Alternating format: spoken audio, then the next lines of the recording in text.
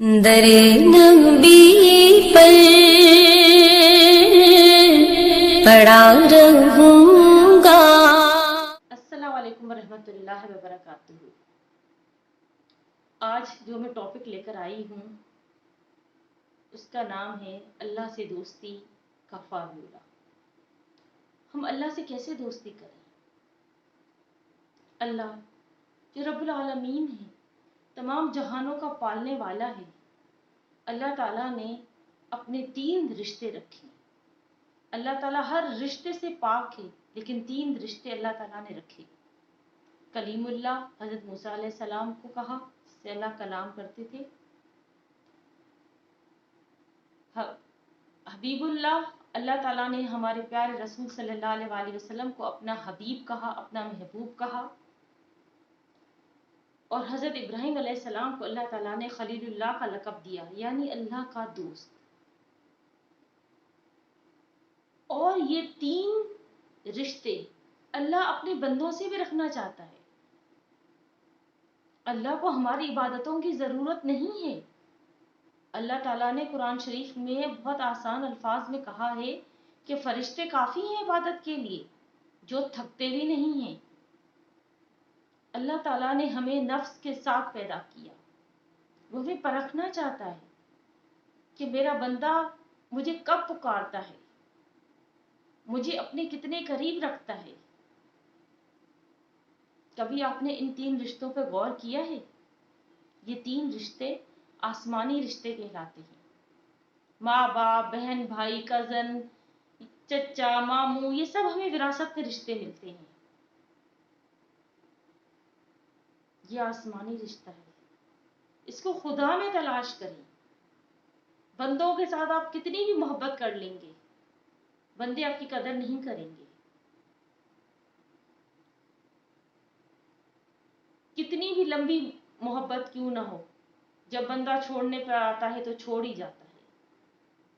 اللہ قدردان ہے، اللہ قدر کرتا ہے۔ آپ اللہ سے محبت کر کے تو دیکھیں، پوری دنیا آپ کی ہو جائے گی۔ اللہ کس کے دل میں رہتا ہے؟ اللہ اس دل میں رہتا ہے جس دل میں نفرت نہیں ہوتی۔ اللہ اس دل میں رہتا ہے جہاں اللہ کے بندوں کی عزت کی جائے، ان کا احترام کیا جائے، اللہ کے بندوں سے اللہ کی خاطر محبت کی جائے۔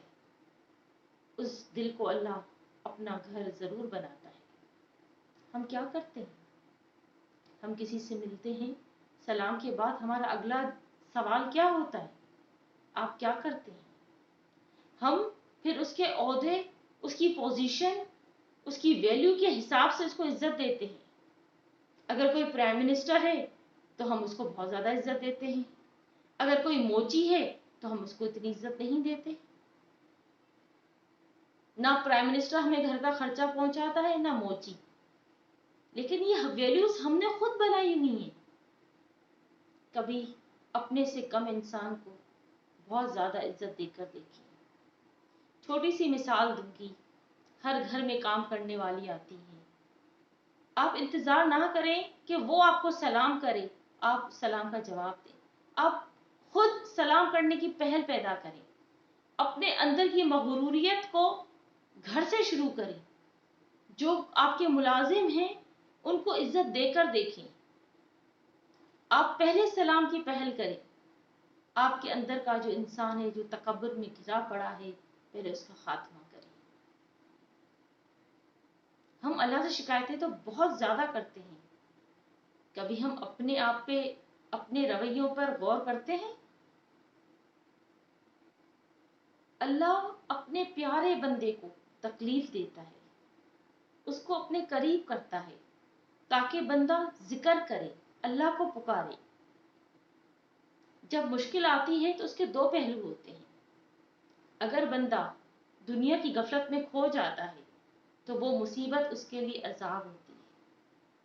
اگر بندہ اسی مصیبت میں اللہ کی آیات پڑھتا ہے، اللہ کو پکارتا ہے، اللہ کو مدد کے لیے پکارتا ہے، تو وہ پریشانی آزمائش ہوتی ہے اور چند ہی دنوں میں اس کا خاتمہ ہو جاتا ہے۔ اللہ تعالیٰ بے قرار آدمی کی جلدی سنتا ہے. بے بس بے قراری کے عالم میں جو اللہ کو پکارتا ہے اللہ اس کی فوری سنتا ہے. ہم جس طرح اپنی کسی دوست کو اپنی باتیں شیئر کرتے ہیں، اپنا دکھ شیئر کرتے ہیں، دوست کیا کرتی ہے؟ یا تو کہیں ہماری باتیں پاس کر دیتی ہے یا بھول جاتی ہے، ہمارے کچھ کر تو نہیں سکتی ہے. پھر کیا فائدہ اس کو اپنی پرابلمس بتانے کا؟ جب پرابلمس آئے آپ 2 رکعت حاجت نماز ادا کریں اور اللہ سے ایسے کلام کریں جیسے آپ اپنے دوست سے بات کر رہی ہیں. رب سنتا ہے، بہت قریب سے سنتا ہے. انہ سمیع قریب، بہت قریب سے سنتا ہے. اللہ کو پکار کے تو دیکھیں. اللہ کو ہر ٹائم پکارا جا سکتا ہے، لیکن اللہ کو آدھی رات کا وقت بہت پسند ہے. اللہ کہتا ہے آدھی رات کو اٹھو. 5 وقت جو آزانیں ہوتی ہیں وہ ایک معلم دیتا ہے، بلاتا ہے آزان کی طرف آؤ. تہجد کی آزان نہیں دی جاتی ہے. تہجد وہی لوگ ادا کرتے ہیں جس کو رب خود اٹھاتا ہے. اللہ سے محبت کریں، آپ کو خود بخود تہجد کے ٹائم اللہ تعالیٰ اٹھائے گا. اللہ سے باتیں کر کے دیکھیں یہ دنیا کیا ہے. کبھی آپ نے غور کیا ہے؟ ہم کہیں گھومنے کے لیے جاتے ہیں، 1 دن اسٹے کرنے کے لیے جاتے ہیں، ہم بیگ بھر لیتے ہیں، دوائی بھی رکھو، کپڑے رکھو، یہ فلاں چیز رکھو، فلاں چیز رکھو، آسانی ہو 1 دن کا سفر بھی سکون کے ساتھ گزرے. ہماری مستقل آرام گاہ کیا ہے؟ قبر کے لیے ہم نے کوئی تیاری کی ہے؟ کبھی ہم نے سوچا ہے کہ ہمارے آباء و اجداد جو ہمیں چھوڑ کے چلے جاتے ہیں ہمیں بھی تو جانا ہے. ہم کیوں نہیں سوچتے کہ یہ دنیا ایک جگہ ہے، مہمان کی جگہ ہے. ایک مہمان آئے گا، دوسرا آئے گا، دوسرا جائے گا، تیسرا آئے گا. اب آج ہم جس جگہ پہ بیٹھے ہیں کل کو یہاں کوئی اور آ جائے گا. سکون بڑے بڑے گھروں میں نہیں ہے. 2 کروڑ کی واچ پہن کر سکون نہیں ہے. سکون اللہ کے ذکر میں ہے. اللہ کے طلبگار بنے، اللہ کو اس کے ناموں کے ساتھ پکارے. 99 نام ہے رب کے، اللہ کو اس کے ناموں کے ساتھ پکارے. اللہ آپ کے بہت قریب سے سنے گا. آج جو میں اسم لے کر آئی ہوں، سلام علیکم. سلام علیکم یہ جنت کے دروازے کا نام ہے. جب ہم جنت میں جائیں گے انشاءاللہ تو وہاں پہ کوئی پریشانی نہیں ہوگی. جو چیز سوچیں گے اسی ٹائم ہمیں اویلیبل ہوگی. آپ یہ سلام علیکم صرف 200 دفعہ ڈیلی اپنا معمول بنا لیں، آپ کی پریشانیاں ختم ہو جائیں گی.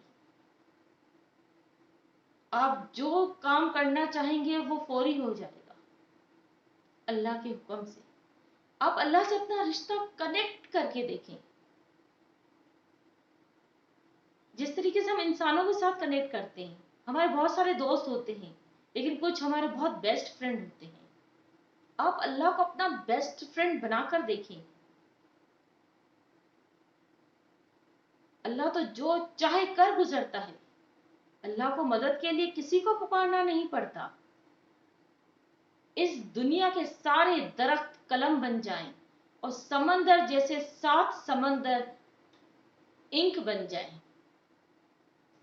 پھر بھی اللہ کی تعریف مکمل نہیں ہو سکتی. دنیا میں آج تک کوئی شخص ایسا نہیں آیا جس نے اللہ کی مکمل تعریف بیان کی ہے. سب تعریف میرے رب کے لیے ہے. وہ جس کو چاہتا ہے اپنے لیے سلیکٹ کرتا ہے، جس کو چاہتا ہے اپنی طرف متوجہ کرتا ہے.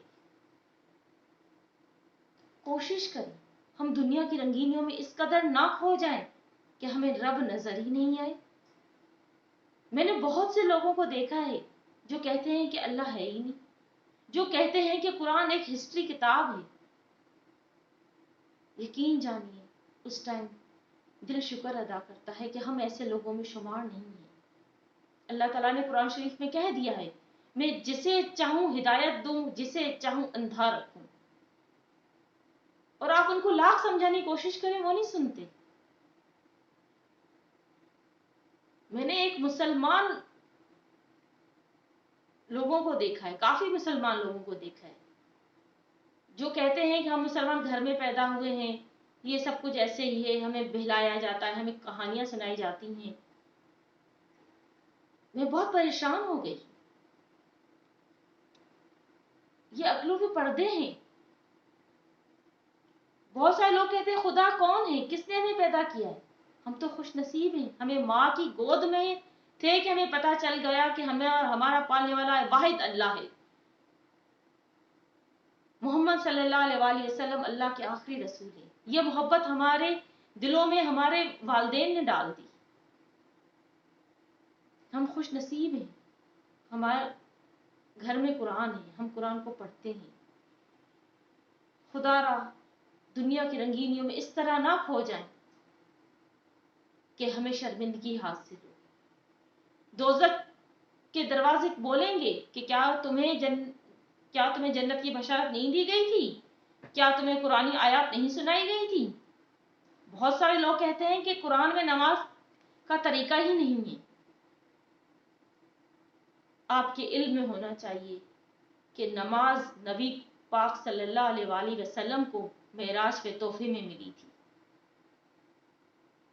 اور نماز کا طریقہ ہمیں ہمارے آقا احمد مجتبیٰ سرور کائنات نے خود سکھایا ہے۔